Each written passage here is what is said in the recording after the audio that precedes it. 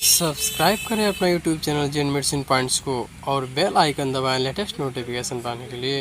Welcome friends, स्वागत है दोस्तों एक बार फिर से आपके अपने YouTube channel Jain medicine points में, जहां पाते हैं दवाइयों एवं बीमारियों के बारे में संपूर्ण जानकारी। तो दोस्तों आज की इस वीडियो में हम आर्बिटोन सिरप के बारे में बात करने वाले हैं, जो कि आप लोगों में से बहुत लोगों को पता भी होगा। तो चलिए आज का वीडियो बहुत ही इंटरेस्टिंग होने वाला है, इसलिए इस वीडियो को पूरा अंत तक देखें, जिससे कि आपको संपूर्ण जानकारी इस आर्बिटोन सिरप के बारे में मिल सके। और साथ ही मेरे चैनल पर पहली बार है, मेरे वीडियो को पहली बार देख रहे हैं तो चैनल को सब्सक्राइब करने के साथ साथ वीडियो को लाइक और शेयर करना नहीं भूलें। और मैं हूं आपका अपना दोस्त अभय कुमार और आप देख रहे हैं अपना YouTube channel Jain medicine points. और ऐसे ही नए नए वीडियो को डेली देखने के लिए हमारे चैनल से जुड़े रहें।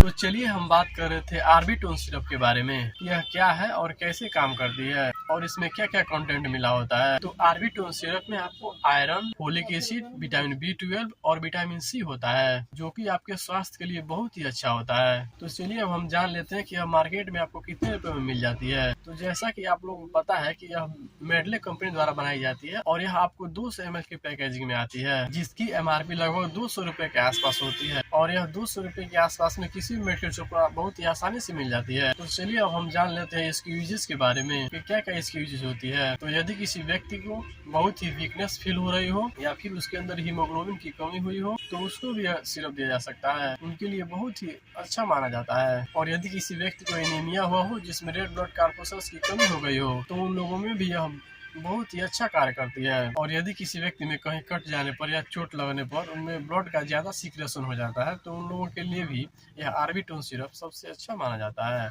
और यह बहुत बढ़िया काम करती है उन लोगों के लिए। और यदि कोई प्रेग्नेंट फीमेल है तो उनमें यह सिरप बहुत ही अच्छा काम करती है। तो चलिए अब हम जान लेते हैं इसकी डोजेस के बारे में कि क्या इसकी डोज होती है और कैसे व्यक्ति को दिया जाता है। तो इस सिरप को लेने से पहले आप अपने नजदीकी डॉक्टर से संपर्क अवश्य करें या अपने नजदीकी डॉक्टर की सलाह पर ही लें। वैसे तो इसकी जो नॉर्मल डोज होती है उसको मैं बता दूं, तो इसकी जो नॉर्मल डोज होती है वह आपको 10 ml सुबह और 10 ml शाम को लेने की सलाह दी जाती है, जो कि नॉर्मल डोज में माना जाता है। और इसका सेवन आप लंबे समय के लिए भी कर सकते हैं, जैसे 10 दिन, 15 दिन या 1 महीने के लिए भी कर सकते हैं। और ऐसे लंबे समय तक लेने के लिए आप अपने नजदीकी डॉक्टर से एक बार संपर्क अवश्य करें। और अब हम इसके साइड इफेक्ट को जान लेते हैं कि क्या क्या व्यक्ति को साइड इफेक्ट हो सकते हैं। तो जो मोस्ट कॉमन साइड इफेक्ट है उसमें व्यक्ति को, यदि कोई व्यक्ति सिरप का ज्यादा सेवन कर लेता है तो उसके शरीर में खुजली टाइप का होना, चिड़चिड़ापन होना, नॉइज एंड वोमिटिंग होना, जी में चलना। तो यदि ये इसके अलावा कोई दूसरा अनडिजेबल इफेक्ट आपको मिले तो तुरंत ही सिरप को लेना बंद कर और अपने नजदीकी डॉक्टर से मिले,